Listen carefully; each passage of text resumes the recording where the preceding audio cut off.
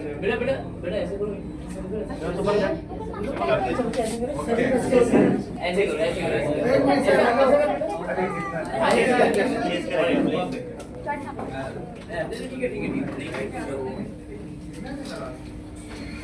Okay thank you नमस्कार thank you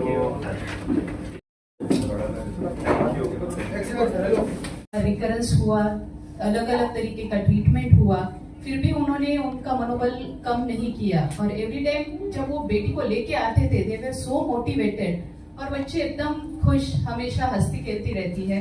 plus इनके treatment में जो रेडिएशन में इन्वॉल्वमेंट रहता है, जैसे कि फिजिक्स टीम है, द रेडिएशन थेरेपिस्ट टीम है, क्योंकि ये ट्रीटमेंट लंबा चलता है, 15 दिन रहता है, किसी किसी का 1 महीना ट्रीटमेंट रहता है, तो पेशेंट के साथ जो कनेक्ट होता है, हमारे जो नर्सेस है, थेरेपिस्ट है, जब अभिनय आती थी daily she used to come and she used to ask कि आज मुझे क्या गिफ्ट मिलेगा या आज मुझे क्या चॉकलेट मिलेगा। The whole team was like आज अभिनय आई है तो उसको ट्रीटमेंट बच्ची है इसीलिए जल्दी करना है, there should not be any waiting. So for every child और एवरी किड, रिसेप्शन से लेके नर्सेस से लेके apart from doctors everyone was involve. कुछ बच्चों में हमें एनेस्थेसिया भी देना पड़ता है, सीडेशन देना पड़ता है, ऐसे केस में हमें एनेस्थेटिस्ट का मदद मिलता है। सो इट्स अ डायग्नोसिस आता है तो उसकी लाइफ चेंज हो जाती है। इसके पहले अपोलो हॉस्पिटल के पहले मैं करीब काफी सालों तक 15-20 सालों तक मैं टाटा हॉस्पिटल में थी किसी एंड कई तरीके के सपोर्ट ग्रुप का मैंने देखा उसके माध्यम से। और मैंने ये देखा कि पेशेंट का डायग्नोसिस चाहे अर्ली अवस्था में हुआ हो चाहे लेट अवस्था में हुआ हो, उनके अपने चैलेंजेस होते हैं और उन चैलेंजेस को हम लोग केवल डॉक्टर्स जो है उसको पूरी तरीके से उसका समाधान नहीं कर सकते। इसलिए जरूरी होती है, हम बोलते हैं कि चाइल्ड को बड़ा करने के लिए हमें पूरे गांव की जरूरत होती है। इसी तरीके से हमें कई तरीके के और लोगों के सपोर्ट की जरूरत होती है जो इस सपोर्ट ग्रुप को सक्सेसफुल बनाने में हेल्प करते हैं। तो इसमें सबसे महत्वपूर्ण ये होता है कि जब मरीज ये देखते हैं कि हमारे तरीके के और भी मरीज थे जो अलग अलग अवस्था में इस जर्नी में जा चुके हैं, तो उन्हें बड़ा कॉन्फिडेंस मिलता है। वो जो एक फीलिंग ऑफ आइसोलेशन या अकेले पड़ जाने वाली जो फीलिंग होती है, वाई मी, सबसे पहले मरीज को ये लगता है, वो कम हो जाती है। इसलिए सपोर्ट ग्रुप की बहुत महत्वपूर्ण है। हमें ये भी जानना जरूरी है कि कौन सा सपोर्ट ग्रुप किस तरीके के पेशेंट्स के लिए एप्लीकेबल है। जैसे कि मरीज यदि अर्ली स्टेज में है, यदि कि वो एक तरीके का कैंसर है, तो ये अच्छा होगा कि वो उस तरीके के सपोर्ट ग्रुप में जाए।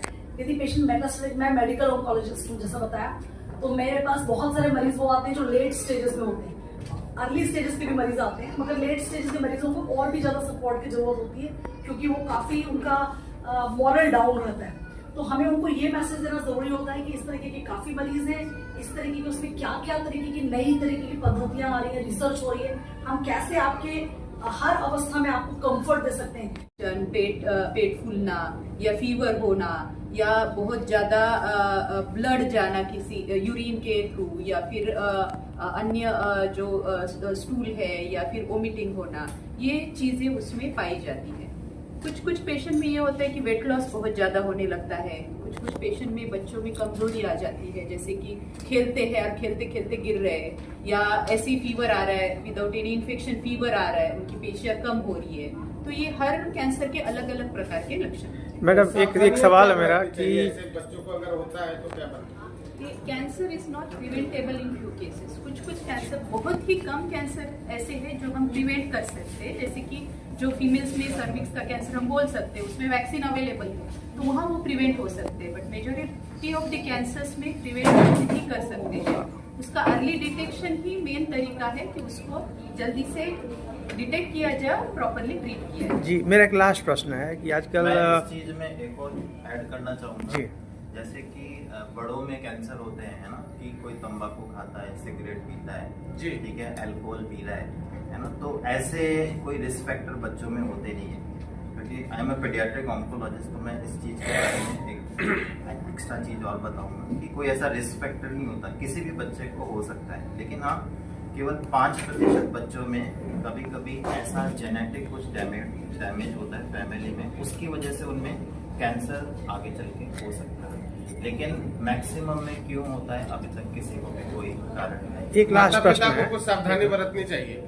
माता पिता को सावधानी मतलब कि ऐसा कुछ होता नहीं है कि एक्स्ट्रा हम आपको बताएंगे। लेकिन हाँ, 2-3 चीज़ों का बच्चों के लिए ध्यान रखना है कि कभी भी, जैसे कि डॉक्टर साहब ने बताया ना, कि अनएक्सप्लेन कुछ भी चीज़ हो रहा है, फौरन प्राइमरी अपने डॉक्टर के पास जाओ, और अगर उन डॉक्टर को लगेगा तो वो स्पेशलिस्ट के पास भेजेंगे। प्लस किसी कैंसर वाले बच्चे में माता पिता को क्या सावधानियां बरतनी है, उनको खाना पीना बिल्कुल साफ सुथरा खिलाना होता है। जो जैसे मैं सबको यही बोलता हूँ कि जो हमने कोविड में फॉलो नहीं करा कि भाई खांसी जुकाम है वो उससे दूर रहे, भीड़ भाड़ वाली जगह में नहीं जाना, खाना पीना सब कुछ है, मतलब जो भी पका के दे सकते हो इस दुनिया में वो उसको खिला सकते हो। सर, ऐसे कोई रेस्ट्रिक्शन नहीं रखनी है बच्चे को। एक लास्ट प्रश्न है कि आजकल अमूमन जो है शरीर के अंदर गांठें उगने लगी हैं, तिल का रूप धारण होती, लोग डर जाते हैं कि कैंसर हो जाता, लोगों में घबराहट, इसके ऊपर कुछ कहेंगे? अधिकतर लोगों में जो गांठ शरीर के अंदर जो है ना, गांठें निकल जाती, उसको लोग घबरा कर बोलते रहे कैंसर का रूप है, क्या कहना चाहेंगे उसके बारे में? शरीर में गांठ होना एक कैंसर का लक्षण है, बट वही कैंसर का ही लक्षण है ऐसा नहीं है। तो there are like multiple reasons और मल्टीपल सिम्टम्स, जैसे कि गांठ अन्य प्रकार की भी हो सकती है। तो एखादे बॉडी में 50 प्रकार की गांठें हो सकती है, तो वो गांठ की सही जांच होना वो ज्यादा इम्पोर्टेंट है। गांठें चर्बी की भी हो सकती है, या जो स्वेटिंग होता है उसकी भी ग्लैंड्स के गांठें हो सकती है, या जो बिनाइन हम बोलते हैं कि जो कैंसर नहीं होता है वैसी भी गांठें हो सकती है। तो वो गांठ किस प्रकार की है, किस लोकेशन पे है, उसके तरीके से उसका इलाज है।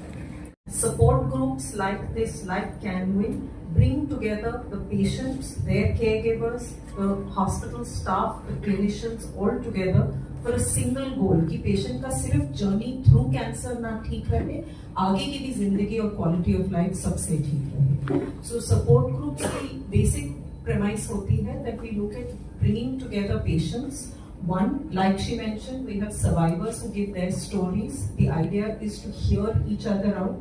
अगर डॉक्टर आपको कहे कि इसमें कोई प्रॉब्लम नहीं है, कीमोथेरेपी आपकी ठीक से हो जाएगी, सर्जरी आपकी ठीक से हो जाएगी, यू स्टिल क्वेश्चन इट। अगर पेशेंट आपको सामने से आके कहे I have been through this and you will get to the other side and it sounds better, it's always more helpful for a patient. So listening is the basic premise.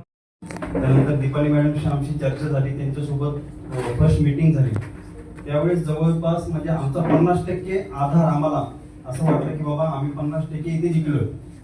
त्यानंतर Deepali मॅडमच्या under आमची treatment सुरू झाली, radiation झाल्यानंतर परत आम्ही सायन्सला जे उर्वरित किमो होते 3 ते 4 ती किमो घेण्यासाठी तिकडे जावं लागलं पैशाच्या अभावी, कारण आपण सर्व गोष्टीचं सोंग करू शकतो पण पैशाचं सोंग करू शकत नाही। परंतु त्यानंतर सुद्धा ती ट्रीटमेंट झाल्यानंतर सुद्धा परत रिकरन्स झाल्यानंतर मी परत विचार केला, डॉक्टरांशी परत भेटलो पूर्वी कुठे मॅडमला, मॅडम ही कशामुळे